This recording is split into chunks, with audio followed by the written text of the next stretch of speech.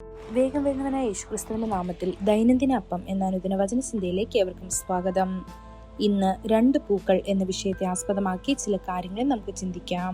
അതിനാധാരമായ ഒരു വാക്യം വായിക്കാം. ഉത്തമഗീതം 2-ാം അധ്യായം 1-ാം വാക്യം.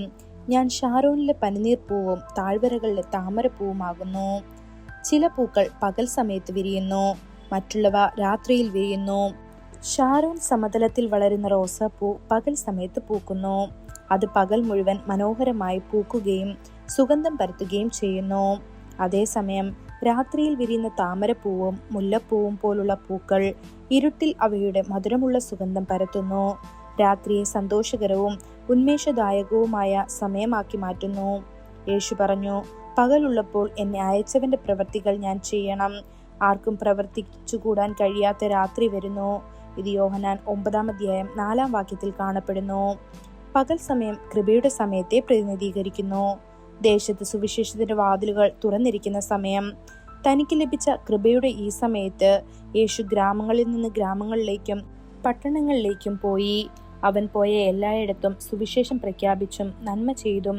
അതുപോലെ ഈ ലോകത്തിലെ നമ്മുടെ ഗതി അവസാനിക്കുന്നതിന് മുൻപ് അവസരങ്ങൾ അനുകൂലമായി തോന്നിയാലും ഇല്ലെങ്കിലും നാമും വിശ്വസ്തയോടെ വചനം പ്രസംഗിക്കുകയും കർത്താവിനു വേണ്ടി പ്രാർത്ഥിക്കുകയും വേണം.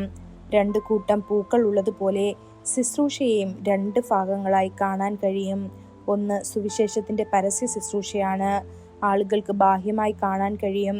മറ്റൊന്ന് രാത്രിയിൽ നിശബ്ദമായി വിരിയുന്ന താമരപ്പൂ പോലെ രഹസ്യമായി കാണുന്ന പിതാവിന്റെ മുൻപാകെ ആത്മാർത്ഥമായി മധ്യസ്ഥത വഹിക്കുന്നതും പ്രാർത്ഥനയിൽ ഹൃദയം പകരുന്നതും പോലെ പ്രാർത്ഥനയുടെ മറഞ്ഞിരിക്കുന്ന ശുശ്രൂഷയാണ്. പകൽ സമയത്ത് വിരിയുന്ന പൂക്കളിൽ റോസാപ്പൂവ് രാജാവാണ്. രാത്രിയിൽ വിരിയുന്ന പൂക്കളിൽ താമരപ്പൂവ് രാജ്ഞിയാണ്. അതുപോലെ പകൽ വിരിയുന്ന പൂക്കളും രാത്രിയിൽ വിരിയുന്ന പൂക്കളുമായി വിഭജിക്കാൻ കഴിയുന്നത് പോലെ യേശുവിന്റെ ശിഷ്യന്മാരെയും പരസ്യ ശിഷ്യന്മാരായും രഹസ്യ ശിഷ്യന്മാരായും കാണാൻ കഴിയും. യേശുവിനെ പരസ്യമായി അനുഗമിച്ച 12 ശിഷ്യന്മാർ ഉണ്ടായിരുന്നെങ്കിലും രഹസ്യ ശിഷ്യന്മാരും ഉണ്ടായിരുന്നു. രഹസ്യമായി അവനിൽ വിശ്വസിച്ചവരിൽ നിക്കോദിമോസും എന്ന് യോഹന്നാൻ 3-ാം അധ്യായം 9-ാം വാക്യത്തിലും അരിമത്യയിലെ യോസേഫും എന്ന് യോഹന്നാൻ 19-ാം അധ്യായം 38-ാം വാക്യത്തിലും ഉണ്ടായിരുന്നു. യേശു 2 തരം ആടുകളെ കുറിച്ച് പറഞ്ഞു, തൊഴുത്തിലുള്ളവയും തൊഴുത്തിന് പുറത്തുള്ളവയും. അവൻ പറഞ്ഞു, ഈ തൊഴുത്തിൽപ്പെടാത്ത വേറെ ആടുകൾ എനിക്കുണ്ട്, അവയെയും ഞാൻ കൊണ്ടുവരണം. അവ എന്റെ ശബ്ദം കേൾക്കും. ഒരു ആട്ടിൻകൂട്ടവും ഒരിടയനുമാകും. ഇത് യോഹന്നാൻ 10-ാം അധ്യായം 16-ാം വാക്യത്തിൽ കാണപ്പെടുന്നു. ഒരു വ്യക്തിഗത ക്രിസ്ത്യാനിയുടെ ജീവിതത്തിൽ പോലും 2 വശങ്ങളുണ്ട്. ആളുകൾ കാണുന്ന ബാഹ്യ ജീവിതവും ആളുകൾ കാണാത്ത ആന്തരിക ജീവിതവും. ചിന്തകളിൽ മറഞ്ഞിരിക്കുന്ന ജീവിതവും ഹൃദയത്തിന്റെ ജീവിത രഹസ്യവും.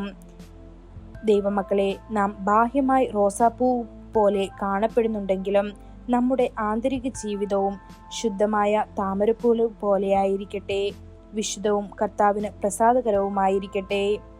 ഈ വചനങ്ങളാൽ ദൈവം നമ്മെ ഓരോരുത്തരെയും അനുഗ്രഹിക്കുമാറാകട്ടെ. കൂടുതൽ ധ്യാനത്തിനുള്ള വാക്യം സങ്കീർത്തനം 51-ാം അധ്യായം 6-ാം വാക്യം. ഇതാ അന്തർഭാഗത്തുള്ള സത്യമാണ് നീ ആഗ്രഹിക്കുന്നത്, മറഞ്ഞിരിക്കുന്ന ഭാഗത്ത് നീ എനിക്ക് ജ്ഞാനം ഗ്രഹിപ്പിച്ചു തരും. ഇന്നത്തെ ബൈബിൾ വായന രാവിലെ 1 ശമൂവേൽ 7, 8, 9 അധ്യായങ്ങൾ. വൈകുന്നേരം ലൂക്കോസ് 9-ാം അധ്യായം 18 മുതൽ 36 വരെയുള്ള വാക്യങ്ങൾ. ആമേൻ.